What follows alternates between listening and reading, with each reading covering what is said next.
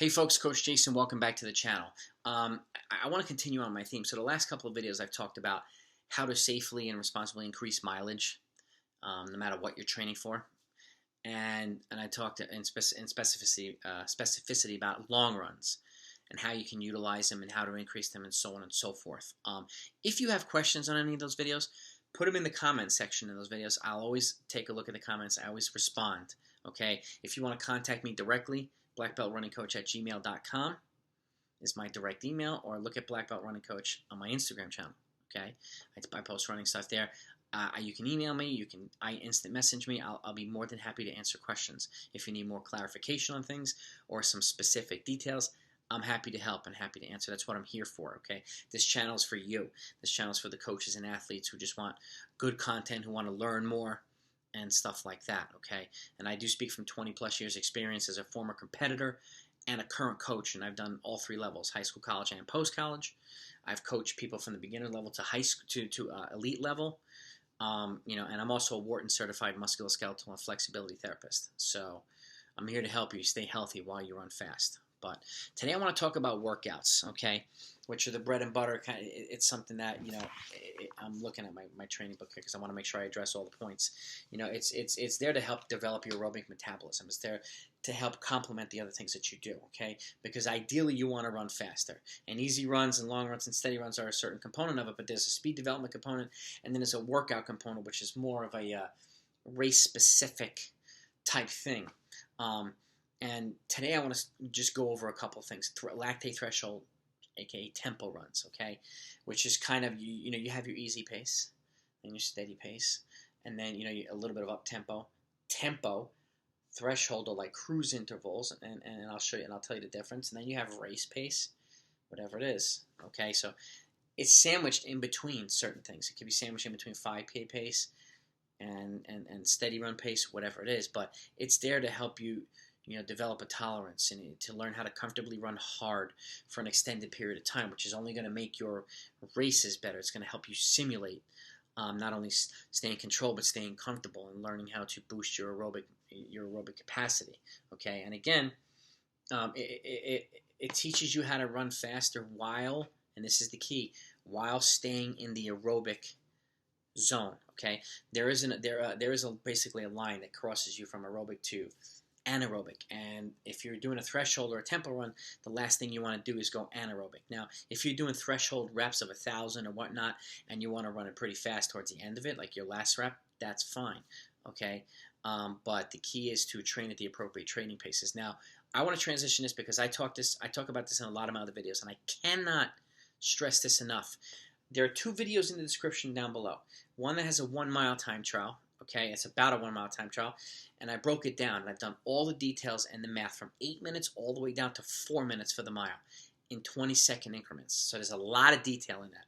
Watch it from beginning to end. Don't just look at it, write stuff down, and then skip or go. You'll miss a lot of important details because I break everything down. The reason why I ask you and everybody else, if you're going to watch my video, to watch from beginning to end, is so the more information is because the more information you get, the better you're going to learn, but the better position you're going to be to make better decisions for yourself or for your athletes, okay? And the last thing I want you to do is miss out on important information that was already there, but that you glazed over, okay? So think of that as if you're at a coaching clinic, if you're listening to Jack Daniels or something like that, you're not going to put your headphones on for 10 minutes and ignore him, and then once he gets to the thing, because you might miss important details. So last thing I want you to do is miss out on important stuff. So please watch them in their entirety if you decide to watch these videos, okay? Because you will learn a lot, okay? And the other video is how to set the appropriate training paces based on what you've run for this 1 mile time trial. And this 1 mile time trial, it tells you a lot about your current fitness, okay? And I tell people, I encourage them to have at least 6 to 8, maybe even 10 weeks of base running before you go and do a 1 mile time trial, because it's a more accurate indicator of your fitness, okay? But by doing this, it helps set up your training paces for everything, okay? Your easy runs, your steady runs, your tempos, your threshold, your workouts, what you are at 5K pace, 3K pace. And it also tells you and I give you a 5K, 3K, 800, and 400 kind of equivalent based on what your equivalent should be. If you're closer to the longer stuff than you are the shorter stuff, it's assigned to boost your speed development. If you're closer to the shorter events than you are the longer events, it's assigned to improve or enhance your aerobic training, hence threshold, tempos, and stuff like that. So it tells you a lot, and it also gives you an idea on how to modify training. Okay, I'm doing a little bit less here, a little bit more here. Maybe I need a little bit of a better balance, or I need to do a little bit more of this. How can I gradually incorporate it? It tells you a lot. But training at the appropriate training paces also makes sure that you're staying aerobic and not going into that anaerobic zone too early or too soon. Okay, and from a recovery standpoint, staying in the appropriate zones helps you to ensure that you're recovering the way you should be recovering. Okay. And while I can appreciate some folks, like, if you're a 530 mile and you want to train with the 450 girls or guys, 450 mile girls or guys, that's great and all. You may even be able to hang with them on certain workouts, but the recovery process is going to be different for you than it is for them, and vice versa. Now, there are some people who just by default start to progress, and it usually happens a lot when a high school transition to college, where somebody's at low volume and really adapts nicely to a little bit of a higher volume, and they just start getting used to faster paces and things like that. That's an easier transition. But if you're training at the right paces, you'll be training and recovering appropriately at the same time. That way you're not having to rely on some magic taper doesn't exist, okay, or a drastic change in your training, okay? You're in the position to stay healthy and fit throughout your entire training, okay? And it sets you up for success long term. And that's the other thing too, okay? And also, staying in that pace range also helps you do something called clearing the lactate out of your body, okay? If you have lactate, this helps you flush it out too.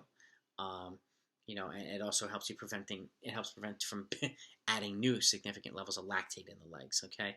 So you will be feeling good when you need to be. And this is if you're running a mile race or a 3K race on Saturday and you want to do a workout, threshold reps is a great workout for Tuesday. It's a lot less invasive than race pace stuff, okay? You won't require as much recovery time, but you'll still get the same benefit, and it won't take the zip out of your legs. So it has a lot of different benefits, okay? Plus you can do more volume over an extended period of time. So, and I go into more details in my videos about threshold training, and it's a way of slowing things down in training to help make you race faster. As ironic as it sounds, you can slow things down but race faster, and it's a way of helping you do that. And again,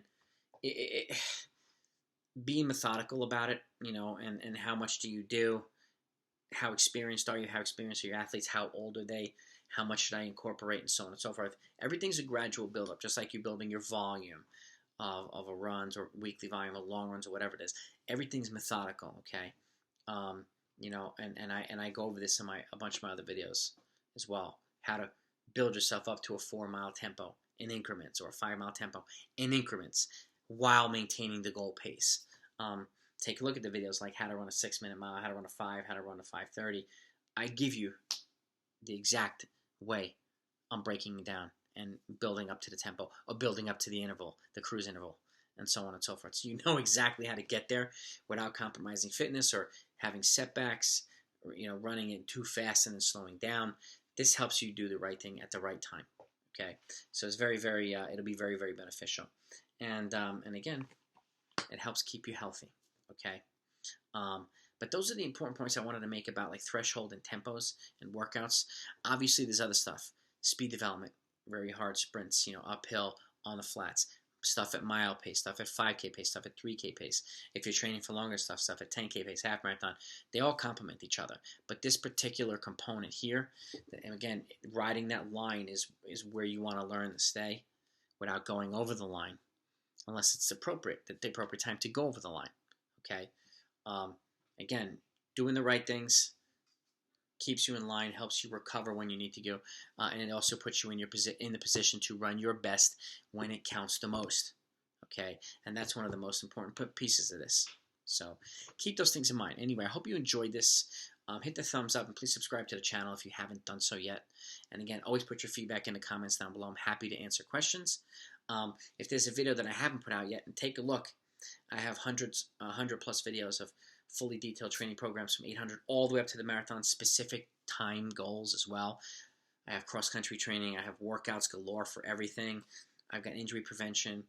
I've got a stretching video, the Wharton stretch video that I personally do, and I take you through it, which is the most ideal, in my opinion, most ideal stretch routine before and after a run or workout, and a lot of other videos as well for your education and for your enjoyment. So take a look at them and let me know what you think. Aside from that, be well, take care of each other, and I'll talk to you next time.